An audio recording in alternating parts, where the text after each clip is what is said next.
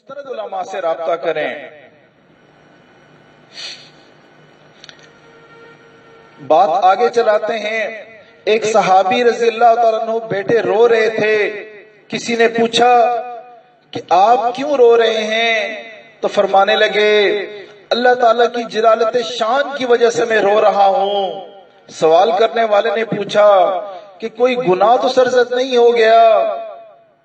تو اس صحابی کے سامنے ایک گندم کا دانہ تھا اور انہیں اٹھا کر دکھایا اور کہنے لگے میں اللہ کی قسم کھاتا ہوں میری زندگی میں اس گندم کے وزن کے برابر بھی گناہ نہیں ہے، میں تو اللہ کی جلالت شان کی وجہ سے رو رہا ہوں۔ سبحان اللہ۔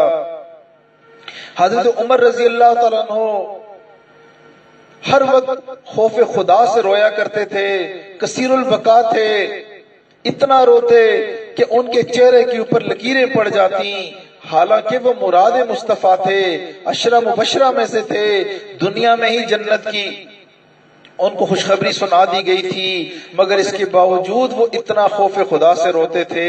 آج ہماری حالت کیا ہے؟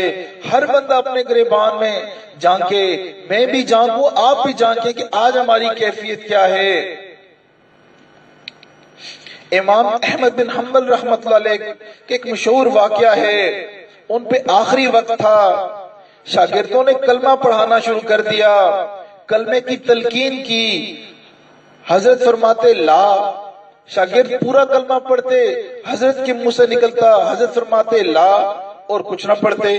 اب شاگرد حیران کہ ہمارے استاذ محترم کے ساتھ کیا واقعہ پیش آ گیا، پورا کلمہ نصیب نہیں ہو رہا۔ طبیعت سنبھلی تو طلباء نے پوچھا کہ حضرت یہ کیا معاملہ تھا، ہم پورا کلمہ پڑھتے تھے، آپ خالی لا فرماتے تھے۔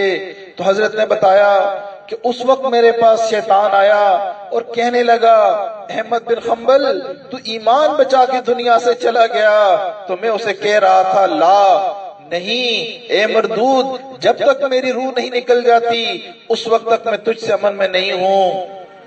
وہ حضرات جنہوں نے دین کی خاطر زندگیاں لگا دی، جن کو مسئلہ خلق قرآن میں اتنے کوڑے مارے گئے، اگر وہ ہاتھی کو مارے جاتے تو وہ بلبلا اٹھتا، آخری وقت میں بھی اتنا ڈر ہے کہ پتہ نہیں میرے ساتھ کیا معاملہ ہوگا۔ تو سوچیں تو صحیح کہ ہم کس باغ کی کھیت، ہم کس کھیت کی گاجر مولی ہیں، ہمیں کس نے اطمینان دلا دیا کہ ہم بالکل ہی بے پرواہ ہو کے گناہ کرتے ہیں، وقت کا ضیاع کرتے ہیں، سارا دن رمضان کے اندر بھی سوشل میڈیا کو دیکھ رہے ہوتے ہیں، ٹی وی کے سامنے بیٹھے غیر محرموں کو دیکھ رہے ہوتے ہیں، خبروں کے نام پہ غیر محرموں کو دیکھ رہے ہوتے ہیں، گھر میں سکرینیں لگائی ہوتی ہیں، ماں بیٹی بہو بیٹے اور باپ میں تمیز نہیں ہے، ایک ہی کمرے میں بیٹھے گانے ڈرامے فلمیں چل رہی ہوتی ہیں۔ سوچیں تو صحیح ہمارا کیا حال ہوگا۔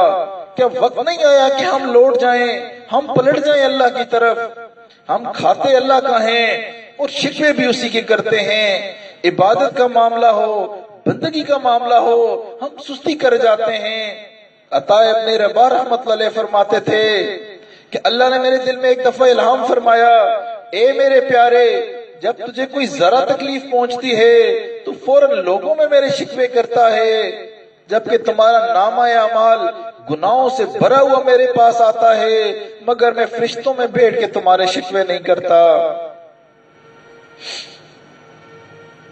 حضرت عبداللہ بن مبارک رحمۃ اللہ علیہ محدث گزرے ہیں، ساری زندگی حدیث مبارکہ پڑھاتے تھے، قبولیت کا یہ عالم تھا کہ ایک ایک وقت میں 40,000 طلباء پڑھتے تھے، ساؤنڈ سسٹم کا دور نہیں تھا، پہلے ایک جگہ سے پڑھا، ایک حضرت پڑھتے، پھر ایک طالب علم پڑھتا، پھر ایک خاص جگہ پہ ایک اور طالب علم وہ حدیث مبارکہ پڑھتا، حتیٰ کہ وہ حدیث مبارکہ 40,000 شاگردوں پہ ایک وقت میں پہنچتی۔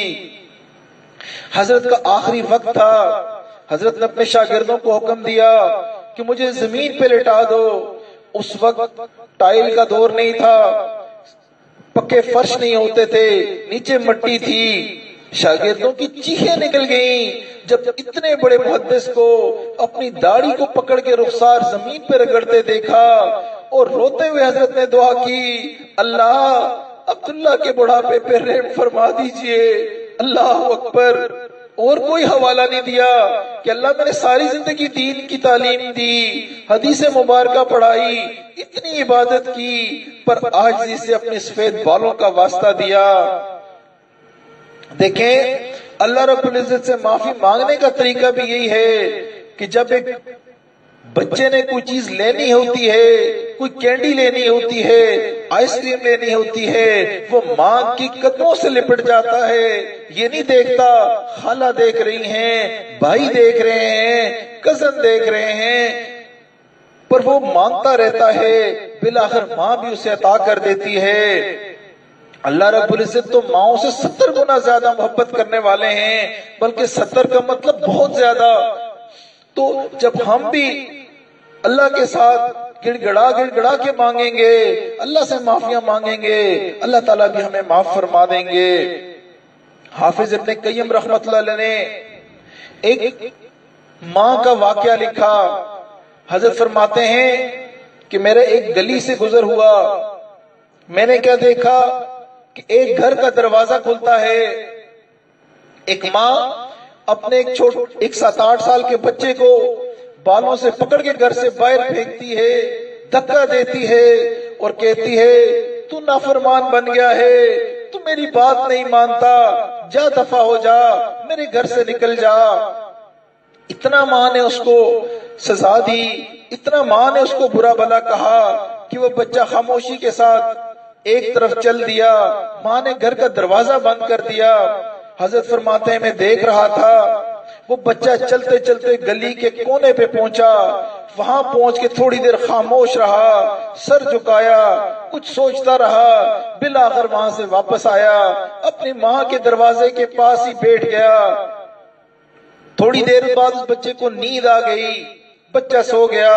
کچھ دیر گزری تھی، ماں نے کسی کام کے واسطے گھر کا دروازہ کھولا، جب دیکھا اس کا بیٹا ادھر ہی سویا ہوا ہے، ماں کا غصہ بھی ٹھنڈا نہیں ہوا تھا۔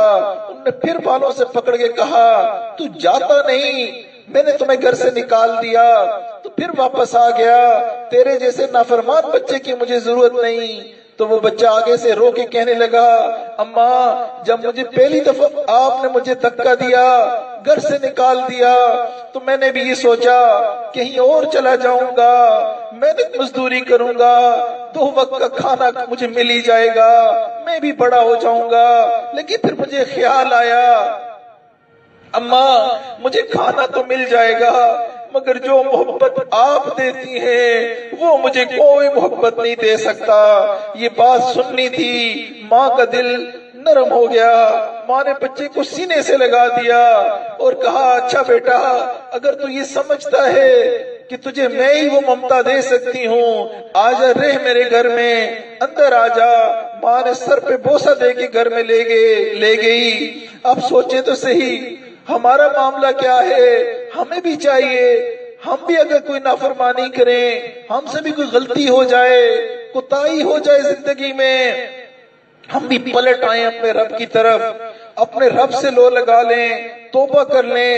اور جب انسان اللہ کے در پہ آ جاتا ہے اللہ تعالیٰ اس کی معافی قبول فرما لیتے ہیں۔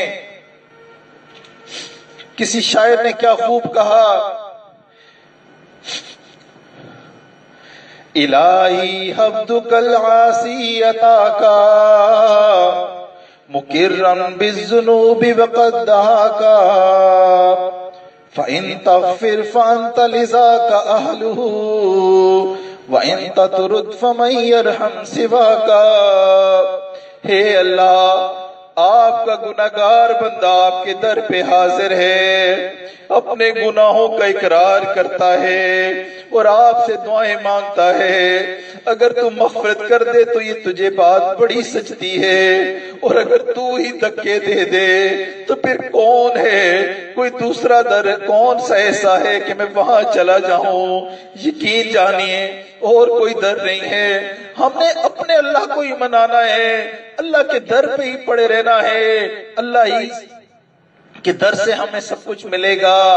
آج رمضان المبارک میں آج ہم اپنی پچھلی زندگی کے تمام گناہوں سے معافی مانگیں اور آئندہ اللہ رب العزت سے ایسا خوف مانگیں، ایسا خوف کہ ہم آئندہ گناہوں سے بچ جائیں اور اپنی زندگی کے باقی ایام کو ایسا پاکیزہ گزاریں کہ جب اللہ کے ہاں پہنچیں تو پاکیزہ کردار کے ساتھ پہنچیں۔ وآخر دعوانا الحمدللہ رب العالمین۔